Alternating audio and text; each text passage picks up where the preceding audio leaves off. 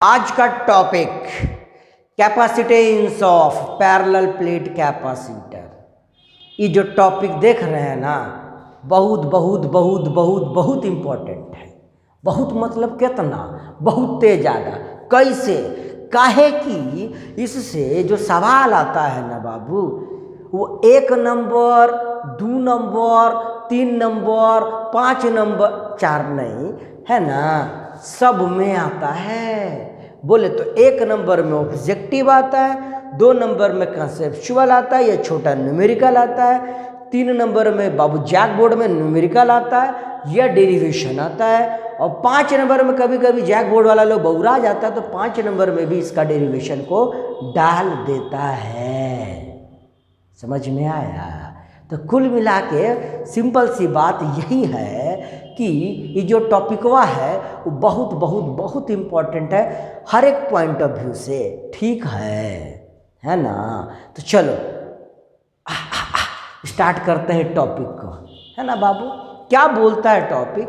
तो क्या करना, आपको डिराइव करना है एक्सप्रेशन किसका, capacitance of parallel plate capacitor का। मतलब सर किसी पैरेलल प्लेट कैपेसिटर का कैपेसिटेंस निकालना है। क्या निकालना है? कैपेसिटेंस किसका? पैरेलल प्लेट कैपेसिटर का। तो हम लोग क्या जानते हैं, किसी भी कैपेसिटर का जो कैपेसिटेंस होता है वो कितना होता है? तो बोलेंगे सर C बराबर Q बटे V होता है। किसी भी कैपेसिटर का जो कैपेसिटेंस होता है वो कितना होता है? तो बोलेंगे C बराबर Q बटे V होता है। क्लियर है? अब बात ये आता है कि सर अगर आपको capacitance of parallel plate capacitor निकालना है तब क्या करेंगे? बोलेंगे किसी भी कैपेसिटर का जो कैपेसिटेंस है उसमें जो V दिख रहा है ना, वो पैरेलल प्लेट कैपेसिटर का V को डाल देंगे। V क्या होता है अभी बात करेंगे उसके ऊपर। अगर आप V को अच्छे से डाल देते हैं निकाल के तो आपका काम बन जाता है। चलो भाई बहुत अच्छा। तो हम लोग अब चलते हैं इधर V निकालने के तरफ। क्या करेंगे हम लोग? जो V निकलेगा बोलेंगे सर पहले ये तो बताओ ये V है क्या। यहाँ देखो क्या है। सबसे पहले क्या किए, हम एक पैरेलल प्लेट कैपेसिटर ले लिए। बहुत अच्छा सर, एक पैरेलल प्लेट कैपेसिटर ले लिए, शानदार बात है। हाँ ले लिए। तो सर इसका प्लेट, 2 ठो प्लेट है बाबू यहाँ पर। एक प्लेट का नाम दिए P और दूसरा प्लेट का क्या नाम दे दिए हम? Q नाम दे दिए, है ना। प्लेट P का जितना सरफेस एरिया है उतना ही सरफेस एरिया का प्लेट क्या है हमारा? Q भी है। ओके, इसमें चार्ज हम कितना दे दिए? Q। तो प्लेट प्लेट Q में इंडक्शन के कारण अपने आप कितना चार्ज हो जाएगा? -Q। बहुत अच्छा। जिसके कारण चार्ज डेंसिटी यहाँ पे अगर सिग्मा होगा तो यहाँ क्या होगा? बोलेंगे सर -सिग्मा होगा। यहाँ तक क्लियर है? बहुत अच्छा। ये दोनों प्लेटों के बीच का जो दूरी है वो कितना है बाबू? क्या है? D है। ओके, मतलब D is the distance between 2 plates and V क्या है? दोनों प्लेटें के बीच का पोटेंशियल डिफरेंस। V क्या है? दोनों प्लेटों के बीच का पोटेंशियल डिफरेंस। यही पोटेंशियल डिफरेंस अगर आप निकालने में कामयाब हो जाते हैं और यहाँ पे ठूस देते हैं तो आपका काम जो है 100% हो जाता है। समझे बात को? ठीक है? हाँ सर। चलो तो इस V के ऊपर काम करते हैं कुल मिला के हम लोग। V है क्या भाई? तो पोटेंशियल डिफरेंस है ना दोनों प्लेटों के बीच का। पर किसी प्लेट के कारण तो हम लोग पोटेंशियल डिफरेंस निकालने सीखे ही नहीं है। तो कितना होगा यहाँ पे पोटेंशियल डिफरेंस? समस्या तो है भाई। कैसे करेंगे इसका निवारण? तो हम बोलेंगे क्या कि सर पोटेंशियल तो निकालने हम नहीं सीखे हैं, सही बात है प्लेट के कारण, पर हाँ इलेक्ट्रिक फील्ड निकालने हम लोग जरूर सीखे हैं किसी भी प्लेट के कारण, है कि नहीं? तो अगर हम आपसे पूछे कि ये कोई पॉइंट P है जो कि कहीं पर भी है, यहाँ कहीं पर भी, इस प्लेट के कारण इस पॉइंट P पर इलेक्ट्रिक फील्ड कितना होगा? तो आप क्या कहेंगे? मतलब सर हम बोल रहे हैं कि electric field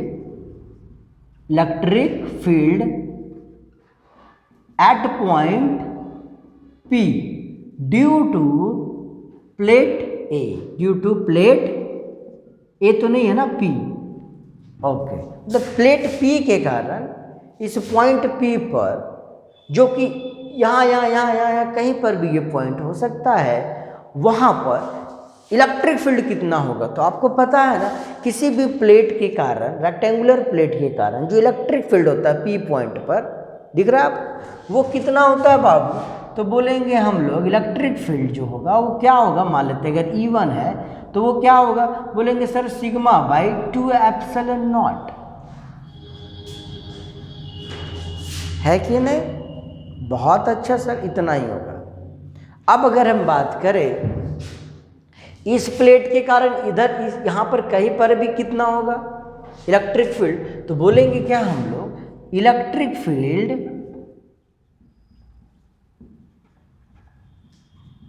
at point Q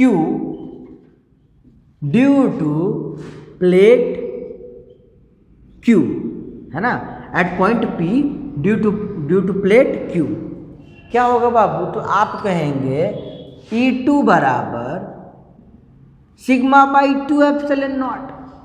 क्यों? तो बोलेंगे इसके पास अगर चार्ज डेंसिटी सिग्मा है, प्लेट यहाँ है, ये पॉइंट P यहाँ है, इलेक्ट्रिक फील्ड कितना होगा? तो बोलेंगे sir sigma by 2 epsilon not. अब बताइए इलेक्ट्रिक फील्ड स्केलर क्वांटिटी है कि वेक्टर? तो आप बोलेंगे सर ये तो वेक्टर है, मतलब इसका डायरेक्शन भी होगा। तो बताइए डायरेक्शन कैसा होगा? पॉजिटिव प्लेट से इलेक्ट्रिक फील्ड लाइन निकलता है, क्लियर है, और नेगेटिव प्लेट से के तरफ इलेक्ट्रिक फील्ड लाइन जाता है। मतलब सर इसके कारण इलेक्ट्रिक फील्ड का डायरेक्शन इधर के तरफ होगा, समझ रहे बात को, है ना, और E2 के कारण जो इलेक्ट्रिक फील्ड है वो उसी के तरफ होगा। तो ये इधर के तरफ, ये भी इधर के तरफ, मतलब दोनों का डायरेक्शन सेम हो गया। अब बताइयो अगर डायरेक्शन सेम तो इलेक्ट्रिक फील्ड क्या होगा? बोलेंगे सर वेक्टर क्वांटिटी है ना, तो जुट जाएगा। बोले तो इलेक्ट्रिक फील्ड जो होगा P पॉइंट पर दोनों के कारण क्या हो जाएगा?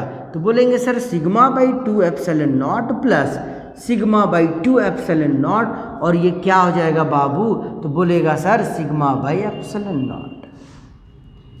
एक नंबर में ये सवाल पूछा जाता है, क्या पूछा जाता है 1 मार्क्स में, कि electric field between the plates of parallel plate capacitor will be sigma by epsilon not. Clear है? क्या हम बोल रहे हैं हम कि electric field between the plates of parallel plate capacitor will be, आप क्या बोलेंगे? Sigma by epsilon not. ठीक, ई तो निकल गया, पर हमें वास्तविक में ई चाहिए था कि भी। तो आप कहेंगे सर हमको तो चाहिए भी, है ना, तो क्या करेंगे?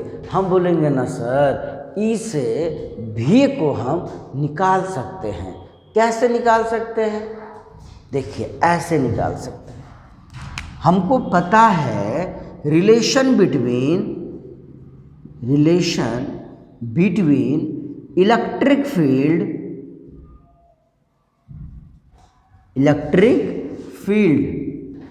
एंड इलेक्ट्रिक पोटेंशियल क्या होता है?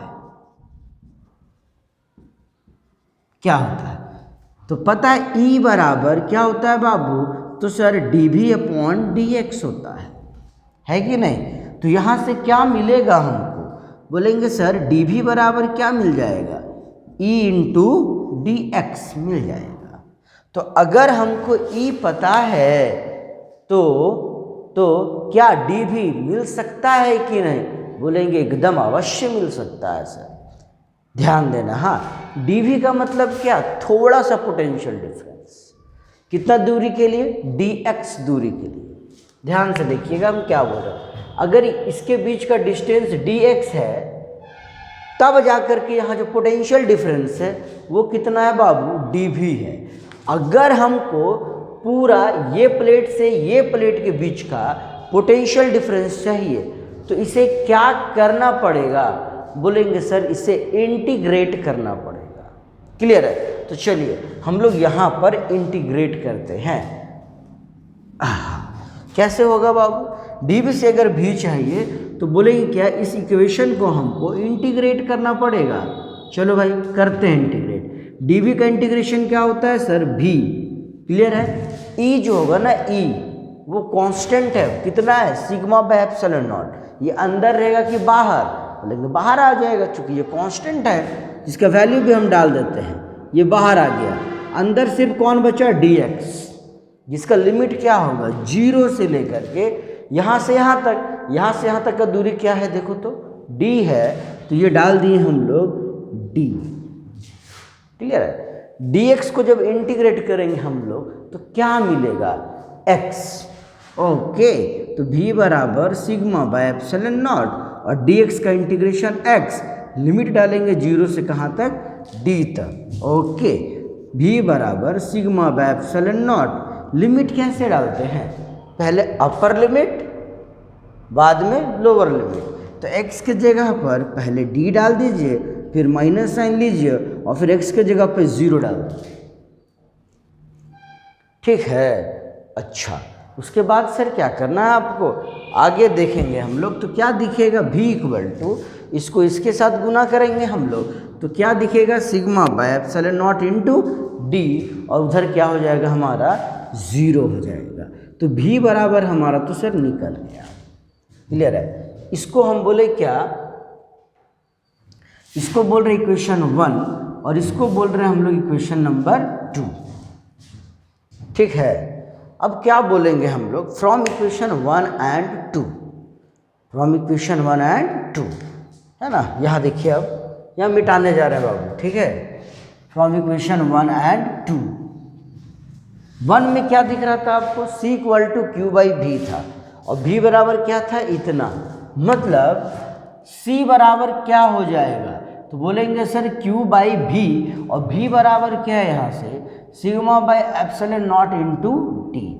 चार्ज बराबर क्या होता है बाबू, तो आप बोलेंगे सर सिग्मा बराबर होता है चार्ज बटे एरिया, तो चार्ज बराबर क्या हो जाएगा, सिग्मा इंटू एरिया, है कि नहीं। तो c बराबर क्या हो जाएगा, सिग्मा इंटू ए बटे sigma by epsilon not into D. बोले तो सिग्मा सिग्मा कट गया, एप्सिलॉन नॉट गया ऊपर, तो c बराबर क्या हो जाएगा, एप्सिलॉन नॉट ए भागा टी, है ना। ये क्या है सर, रिजल्ट आ गया, है ना। ये जो है हमारा रिजल्ट आ गया। अब बात ये आता है, आ गया तो सर सवाल कैसे आता है, समझिएगा बात को। और कुछ कुछ हम लोग बात करते हैं यहाँ पे। हाँ,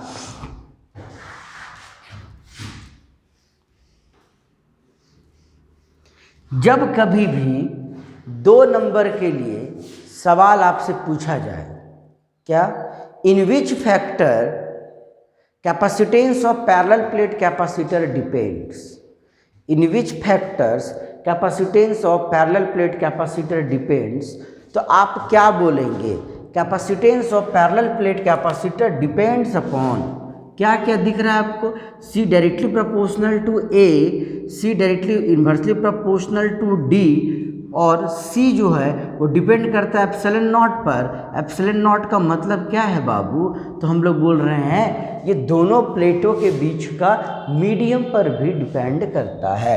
ये है medium, medium MEDIUM, medium between the plates, medium between the plates, दोनों प्लेट्स के बीच का जो मीडियम है उस पर भी डिपेंड करता है। तो 3 बात पर डिपेंड करता है हमारा capacitance of parallel plate capacitor. कौन कौन, तो C directly proportional to A, मतलब जितना बड़ा एरिया कैपेसिटेंस उतना ज़्यादा, C directly proportional to D, oh sorry directly नहीं होगा ना बाबू, इन्वर्सली प्रोपोर्शनल टू D, मतलब इसके बीच का दूरी जितना ज़्यादा होगा कैपेसिटेंस पैरेलल प्लेट कैपेसिटर का उतना कम होगा। और साथ में किस पे डिपेंड करता है, एप्सिलॉन नॉट पे। एप्सिलॉन नॉट होता है परमिटिविटी ऑफ फ्री स्पेस जो कि है क्या, तो बोल रहे सर दोनों प्लेटों के बीच का जो मीडियम है ना उसके डायरेक्टली प्रोपोर्शनल डिपेंड करता है। मतलब जितना ज़्यादा होगा एप्सिलॉन का वैल्यू उतना ज़्यादा क्या होगा हमारा कैपेसिटेंस होगा। जितना ज़्यादा डाइलेक्ट्रिक होगा ना, रियली में डाइलेक्ट्रिक क्या होगा आगे जाके बताएंगे, जितना ज़्यादा डाइलेक्ट्रिक कांस्टेंट होगा हम कहेंगे क्या कि कैपेसिटेंस भी क्या होगा उतना ही ज़्यादा होगा। क्लियर है ना। चलो फिर समझ गए आप लोग, चलिए बहुत अच्छा, बाय बाय, थैंक यू।